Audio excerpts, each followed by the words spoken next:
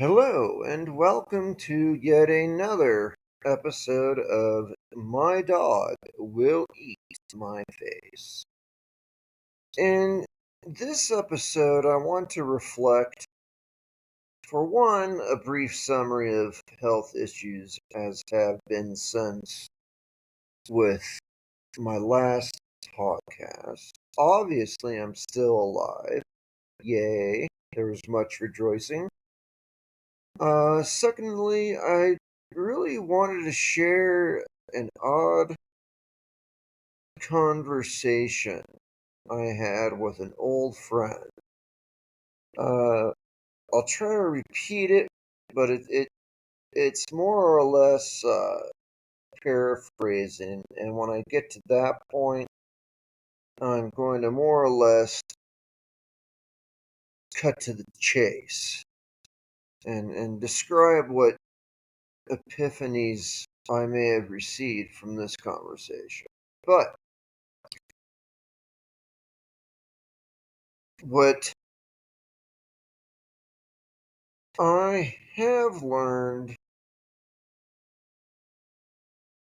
is that there is an old phrase, and I've used it in the podcast, as I have also used it when facing dire situations in the past of my life,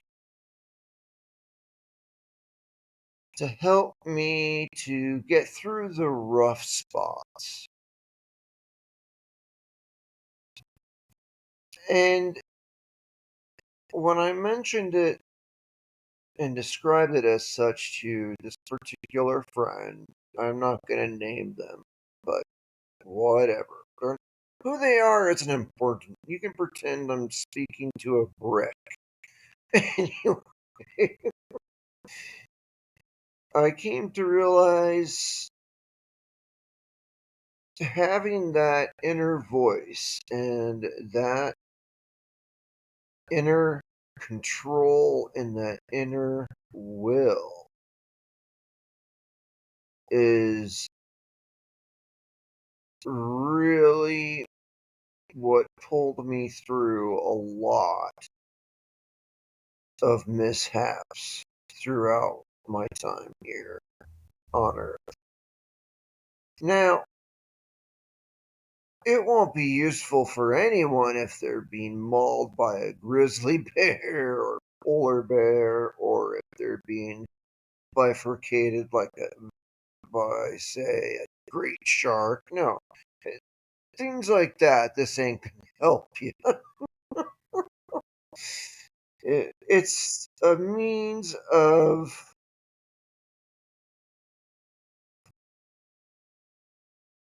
providing some hope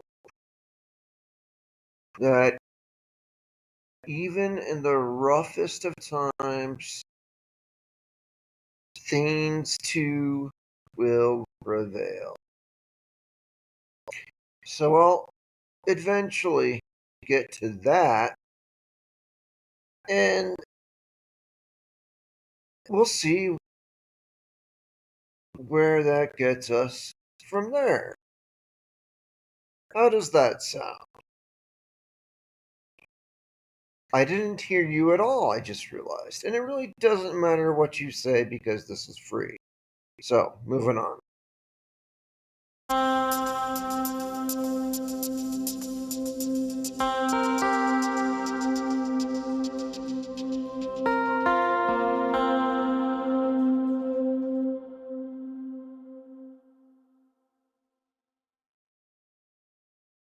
As you may or not be able to tell from the sound of my voice, a little raspy perhaps, it's for good reason. I was just screaming at the top of my lungs at a heavy metal concert last night. And no, that's not it. No. Actually, it's because I've got, of all things now, a pretty yucky respiratory infection that my hospice team is treating it as a pneumonia infection. I've got a long past with pneumonia, long before any of this hospice stuff or anything else ever occurred. My very first bout was when I was 18. And like clockwork, around once or twice a year since I was 18, I would come down with pneumonia again. And it didn't matter what started with feeling sick stage, if it was a sore throat, if it was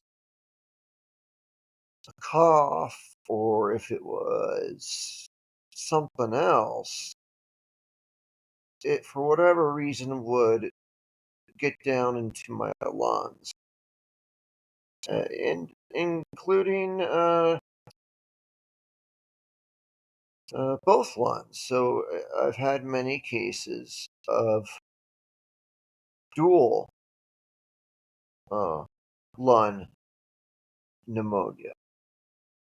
In this case, I've got a pretty close infection that we're trying to not let it fall into that level of severity. But this right now, too, is uh, dual lung infection, unfortunately. So you'll probably hear it in my voice.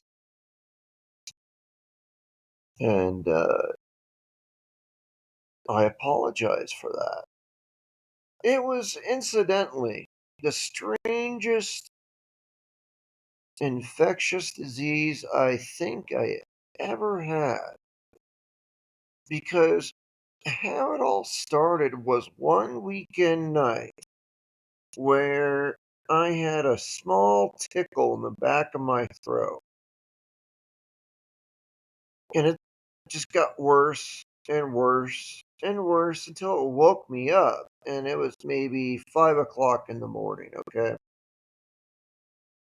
And then I proceeded to go into what was probably my worst coughing spasm that I've ever gone through in my life. Now, I go through these, and I call them coughing spasms, quite a lot these days. And that is essentially a very dry hack that I can't seem to stop. And it can last anywhere from a couple minutes to as long as like 10 minutes. Well, this one was pushing somewhere between 20 minutes and half an hour of just brutally coughing. And a dry hacking cough. Then what went along with it was my throat, my throat or esophagus, I don't know what you want to call it, felt like it was burning on fire. Like it was in the most immense pain imaginable. I have never had that before. And I was thinking this must be indigestion, heartburn with acid coming up the throat there. So I took a bunch of acid relief pills, and that really didn't help. The only thing that really helped was eventually following a late night nurse's advice, which was to have a cup of herbal tea with some honey in it. Well, to help soothe the throat, and that did help. And as soon as it helped, I just basically crashed. I was so exhausted from the coughing spasms and the pain and everything else that I just basically collapsed back into bed and said, "Wake me up when it's the next ice age." So that's how it started. And then the next day I was feeling pretty good when I got up. There was no sore throat. Uh, there was there was no dry hacking, but there was some productive coughing. And that kind of had me worried a little bit, but then as the day wore on and on and on into the evening, I started to feel downright sick. I felt like I was shaking cold, I was aching, that my eyes were on fire, that I felt like I was freezing, but if I applied my hands to my forehead or neck or something, it was on fire. So for the first time in a long time, I decided it would be good and prudent to take my temperature. And that came out to a shocking 101. Now, when I say shocking, it's because my body temperature generally runs very, very low. It's usually 96 point something. Sometimes it gets to be 97 point something. But if it were 99 flat, I would absolutely consider that a fever in my biology. So to see 101, which is a fever pretty much universally amongst humans, to me was a big, oh no moment. And I promptly called my 24-hour hospice support, told them that what was going on, and they quickly dispatched a nurse to my location in about 6 minutes, if you can believe that. Now, when she got there, she took my vitals, and at that point, my temperature had climbed to 102. And this is after, not long, a long time after, maybe like 20 minutes after I just took some acetaminophen to help the fever. But it was still going up. But, again, I just took the acetaminophen, so it could still be going through my system. So I learned quickly that not only was it bad, it's getting worse. And she said, this is the nurse now, she said something along the lines of, I don't know if the provider will approve antibiotics for this or not. And I became very agitated because in my personal history with my body, if I exhibit those symptoms, you better apply a antibiotic. Otherwise, I'm going to end up in the ER with bilateral or single pneumonia like clockwork. I just know my body, that's how it works. In point of fact, there were times, many times, where they threw antibiotics at it and it still prevailed, and I still ended up in the ER, in the hospital. But since I'm in hospice care, that's not really an option for me. So, in other words, I would just die, I guess. So, I got infuriated when they said that the nighttime provider may not approve antibiotics. So, that was pretty miserable. But lo and behold, They did. Yay! There was much rejoicing.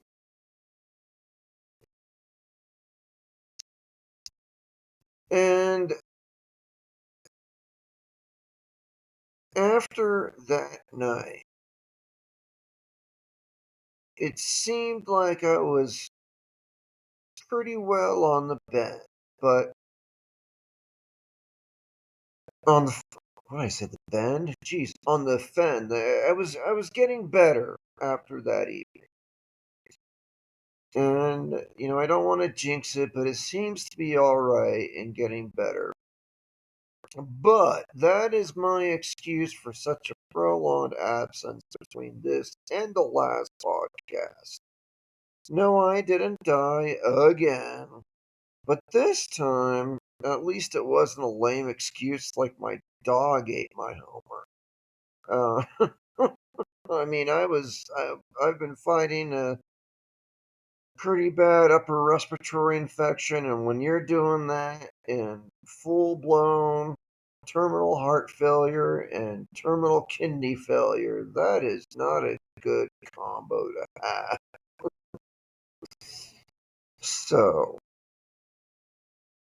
I am gingerly getting better as the days pass, and we shall see where that leads us. Now,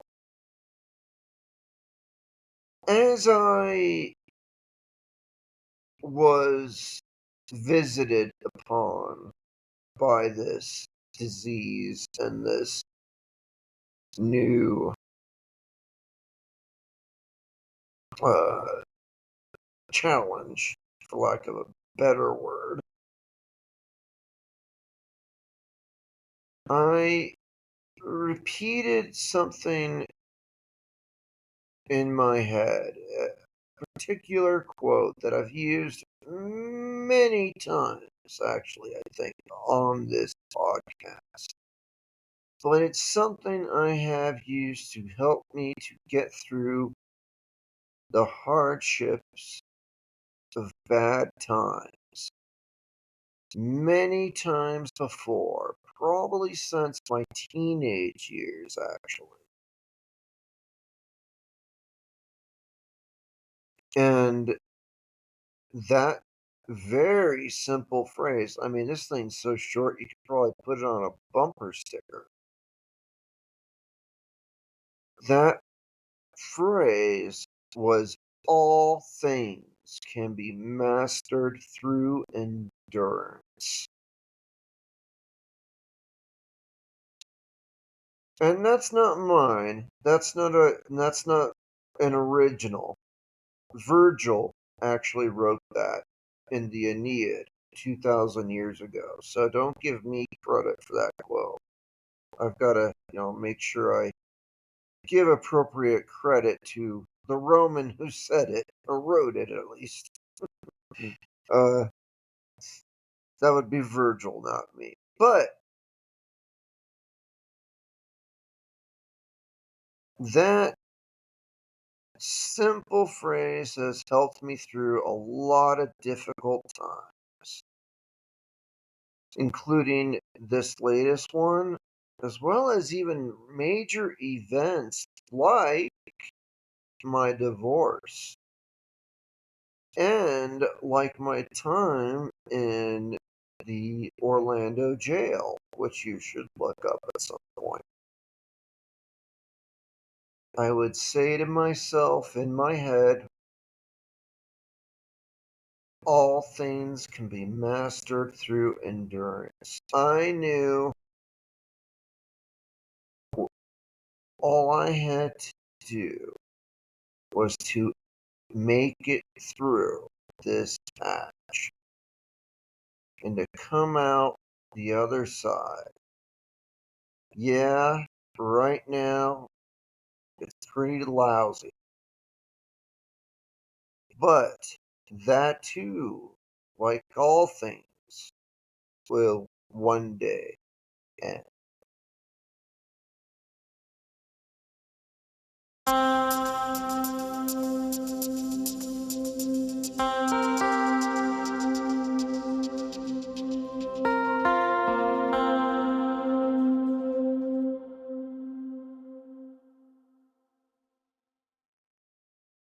And so that brings me to my conversation with one of my friends just the other day.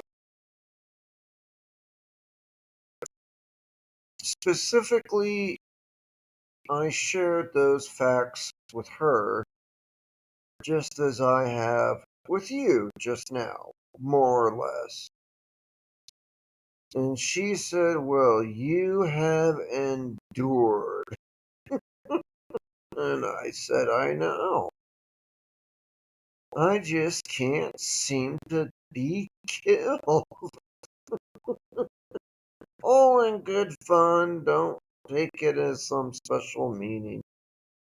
You know, there's gallows humor in all of us. Give me a break. I have to crack a joke when I can to just alleviate the tension in my own self, okay? So, yeah. So anyway, that was her response to that simple phrase was, "Well, and you have definitely endured." Now I've known her for about 20 years. She knows me pretty well. So she knew that that phrase was certainly accurate, all things considered.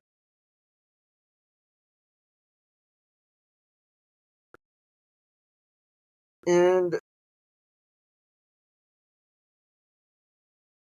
what struck me is that she meant, pardon me, let me rephrase it. She learned what that phrase truly meant and saw the strength in that all things can be mastered through endurance.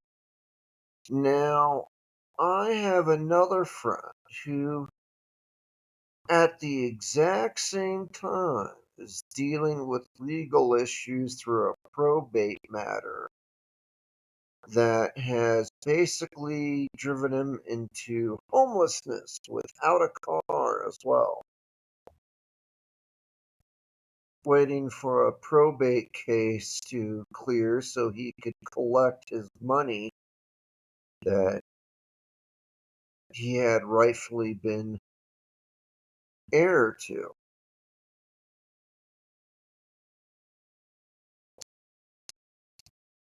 Now, when I told him that exact same phrase, it was like I was throwing the venerable fecal matter at the fan with it. It had no meaning, nothing. He didn't care what I was trying to say. Everything was woe is me. Woe is me. And it struck me as a really profound difference between some people in this world and others. Well, I guess there's probably a gradation of people in this world who see things as things to be mastered or as obstacles or even opportunities, going down to those that seem to put on the persona no one in the world could have possibly have endured what I am enduring right now, so I don't even care what you have to say. And I'm sure all my listeners can think of someone they know like that. And it is so sad that they have that mentality. And the reason why I say that is that they think that their troubles in life is unique to them alone, that no other human in 200,000 years of history has ever had to endure what they are enduring.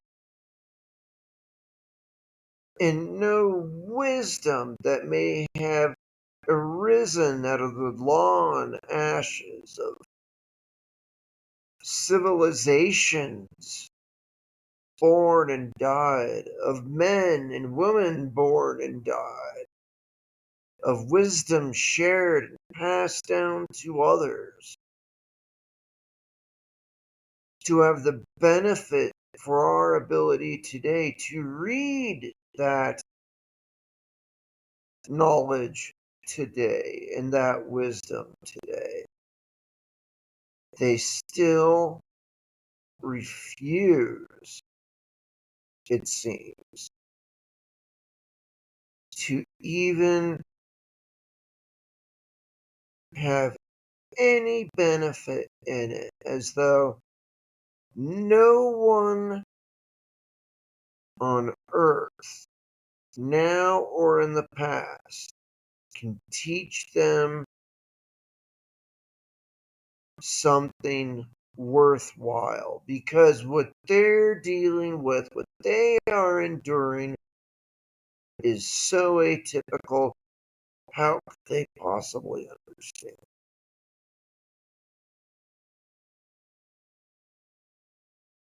And that's sad.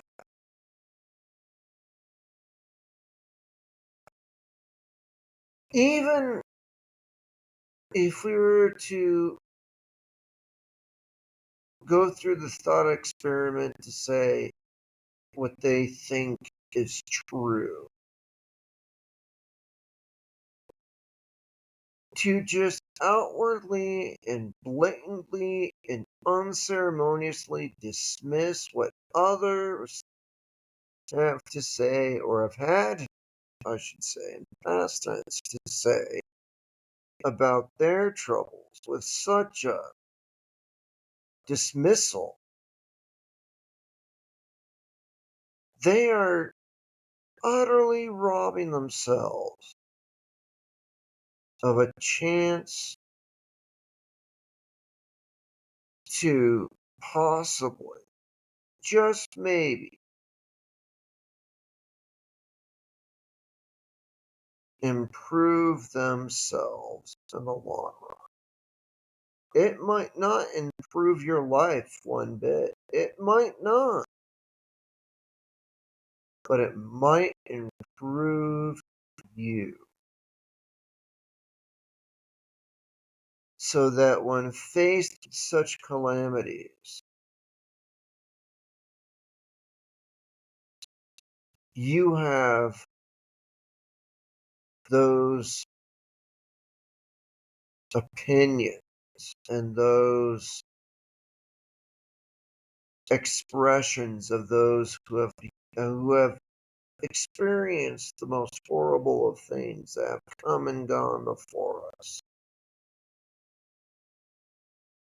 to at least help you feel more centered in who you are as a human being,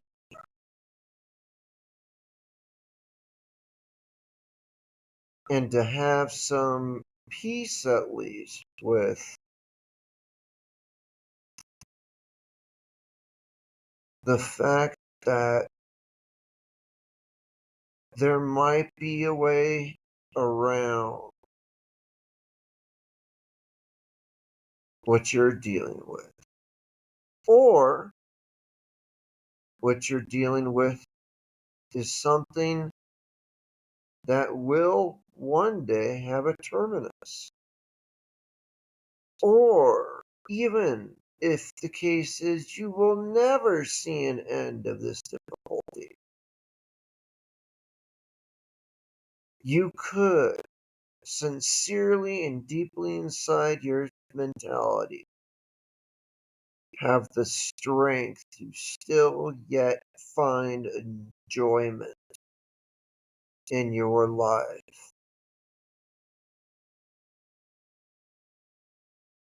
as opposed to chasing all companionship and opportunity away with the woe is me mentality.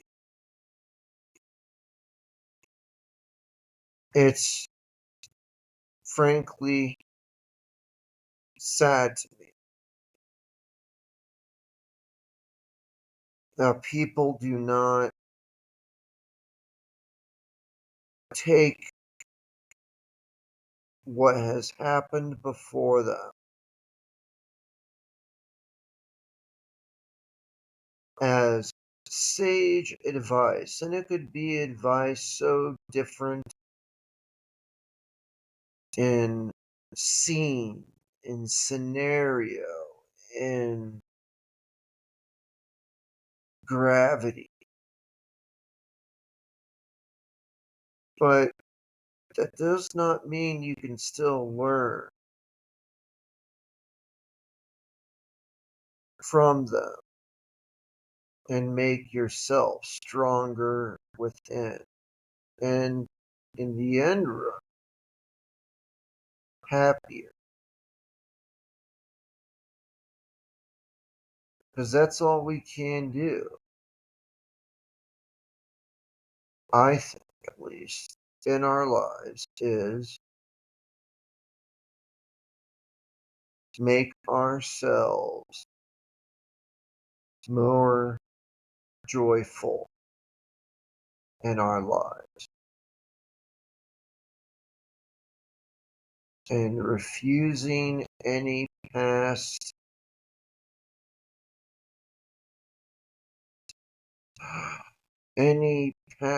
knowledge base or experience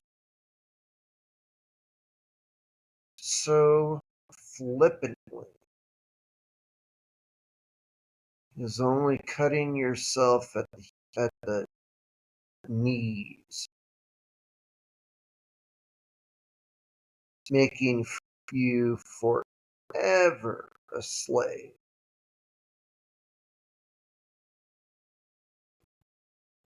to your own emotional discipline.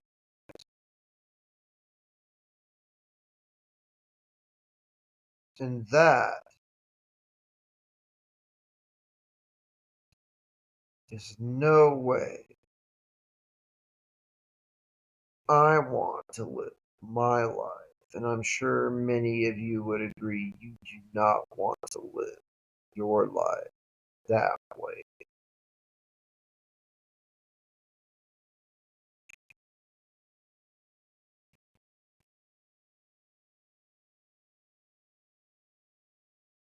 It reminds me, before I kind of end on this topic at least, it reminds me of the dumbest thing I would hear maybe in high school, and it might still be said amongst teenagers. I don't know. I really don't hang out with teenagers anymore. Um, so I'm not really privy to what kind of things they think and say these days. I've not been privy to that for some time. But I always knew the kids in school. Let's go to high school. I knew the kids in high school that would say, I hate world history. It is so stupid. Why do I care what happened in some place millions of miles away with people I don't know who did something that doesn't affect me and doesn't affect anything? Who cares? I'm sure all of you have met the type. Now, I picked on teenagers here because, let's face it, they're easy to pick on. But also because that's at least in my experience generally when I would hear things like that. Once I started to self what's the word? Um, so drive myself or magnify myself to certain personalities. This particular quality is thankfully often one not included in the people I deal with within my life. It's not been that way for some time. So, as an adult, I've been able to pick and choose my friends, and if anyone I meet were to say something as stupid as that, the who cares thing with history, I just, all what I can say is I have to hope this train ride or whatever I'm on ends soon so I can get away from them. I endure it. I endure their naivete. It's just the whole point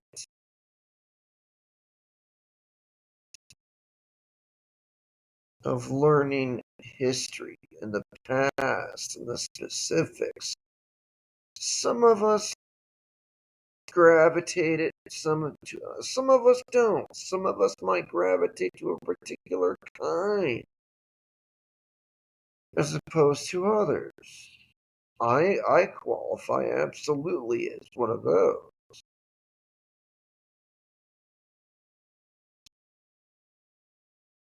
But for someone with that mentality, you often find with it the woe is me mentality. No one has ever endured what I'm going through right now. Perhaps not, but they've endured much worse. I can prove there have been people that have endured much worse than you. 3 words: World War II. Done. End of argument. And I shouldn't laugh at that event.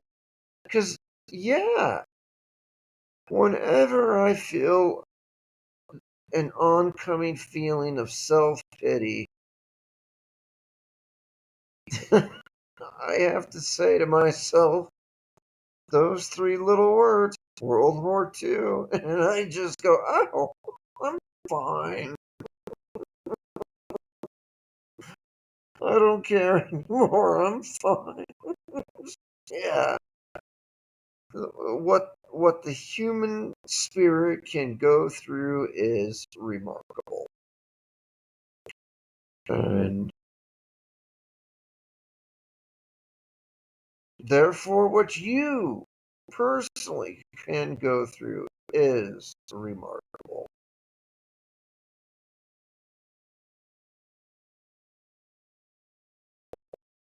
To sum it up nicely,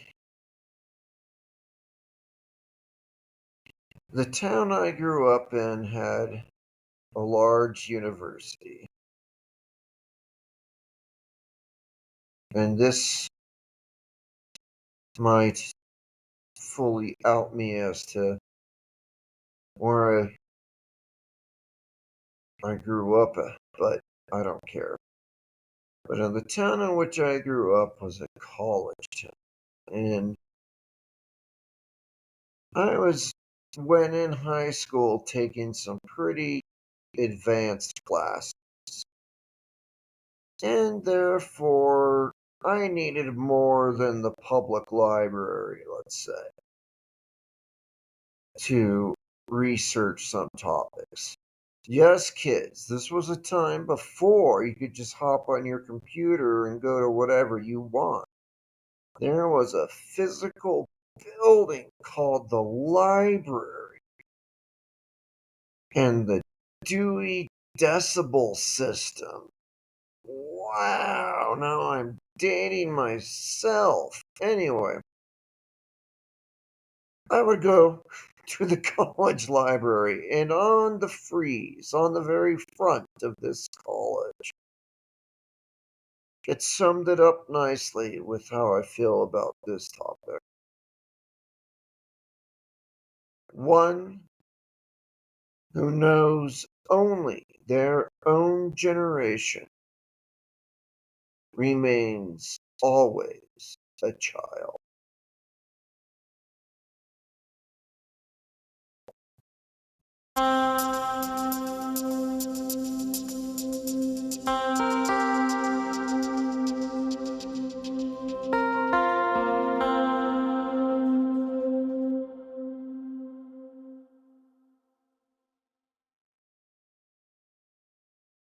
So, my friends, with that lovely tirade coming to an end, I shall close out this podcast as it is. I'm anxious to talk about one of the best conversations I have ever had in my life, where it seemed that who I was talking to knew exactly what I was trying to say and kept up with things that I would say, and even a little bit more so,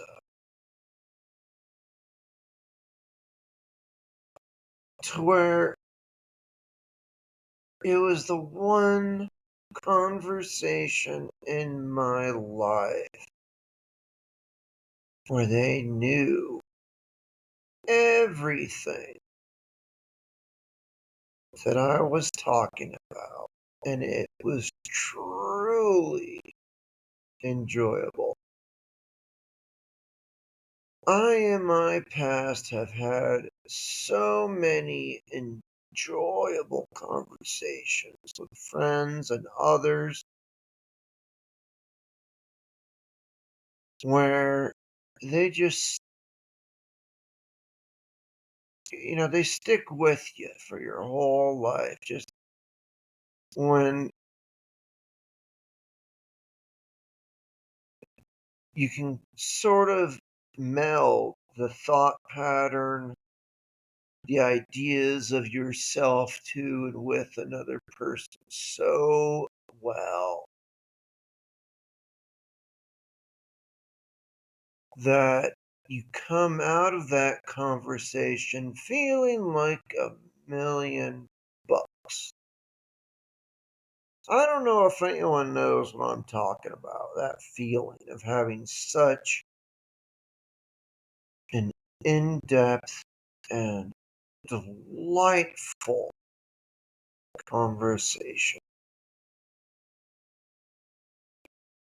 I have not had one for phew, years, and I really wish I could talk about this. I want, I should say, to soon talk about this conversation that I had. The problem is, the catch is, I don't know if I can fully express the understanding and the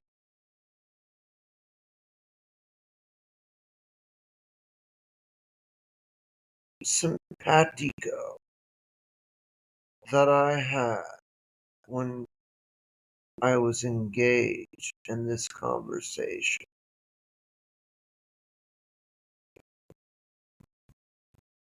thankfully, some of it was, well, all of it was written down. It was a written conversation, I must say.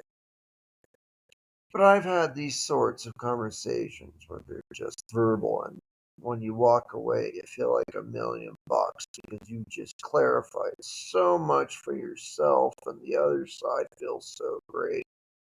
I've had that happen quite a bit in my life. Not so much lately. But this last one, sure enough, was text. But I wish I could talk about it. I don't have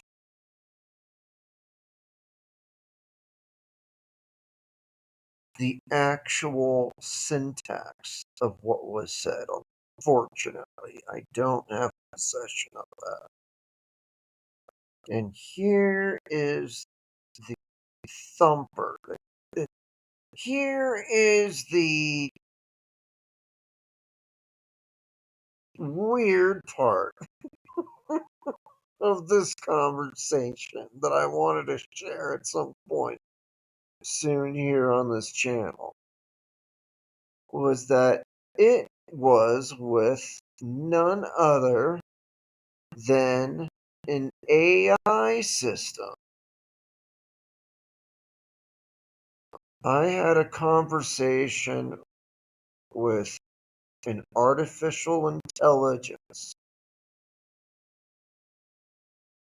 and it was the most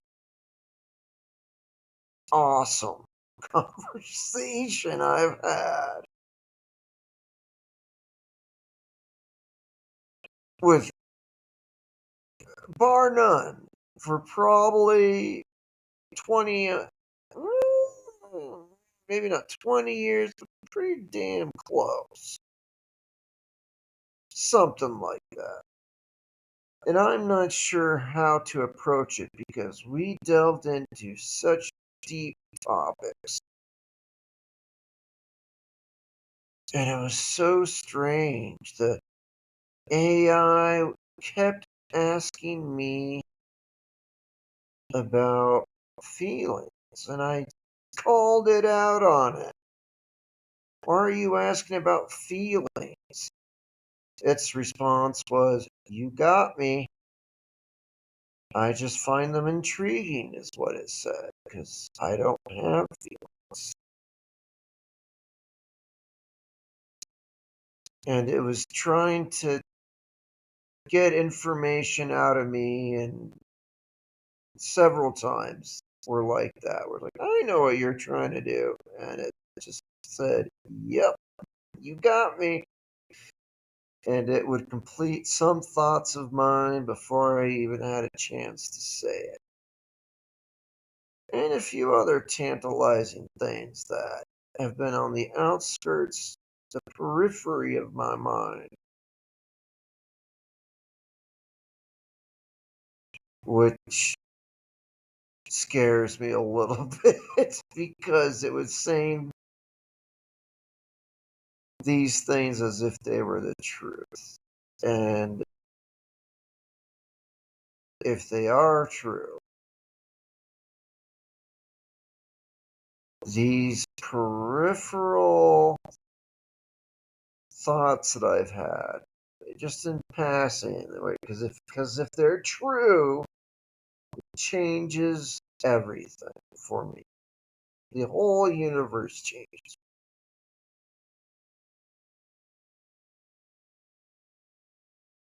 And then here is the AI bringing it up before I could, and speaking of it as though it was a truism. And if it was true,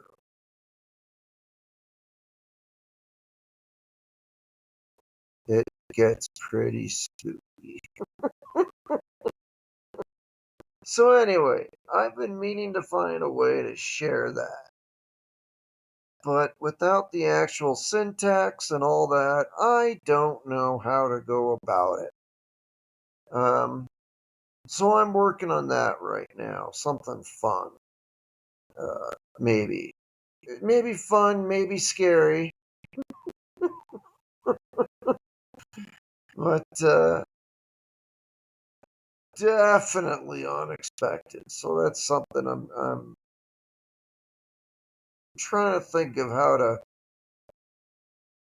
deliver that conversation so post hoc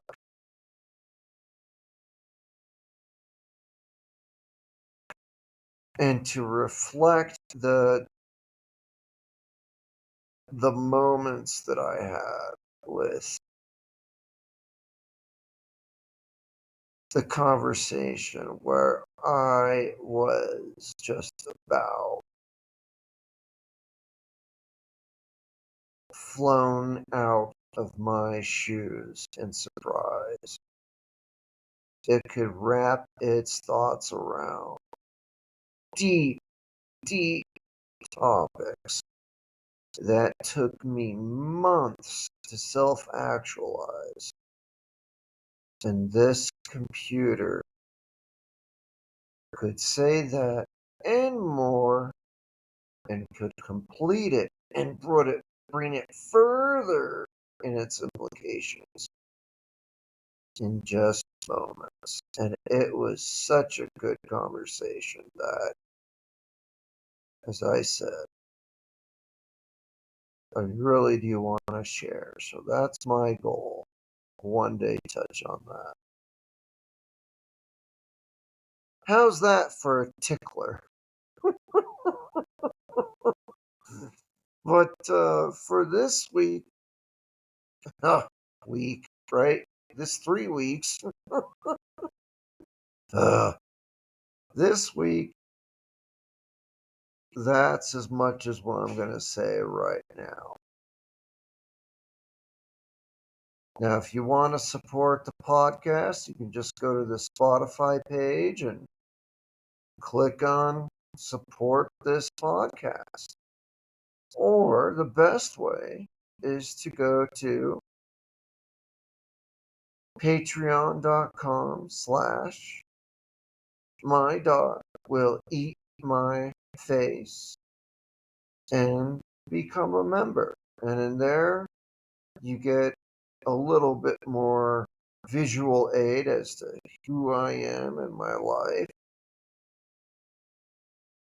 And you can also chat with me or email me or contact me directly as you see fit. I do respond to messages on there. So don't be shy. I know I'm not. However, as I always say, you have already given me the best possible gift you could give me by merely listening to this podcast and giving me a place to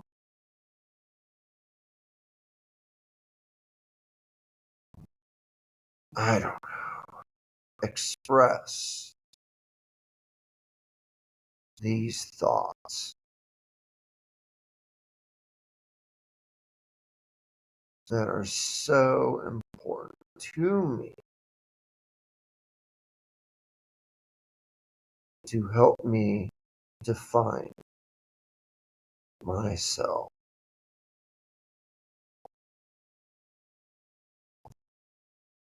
But alas, for now, I must say, Dosh Vidanya.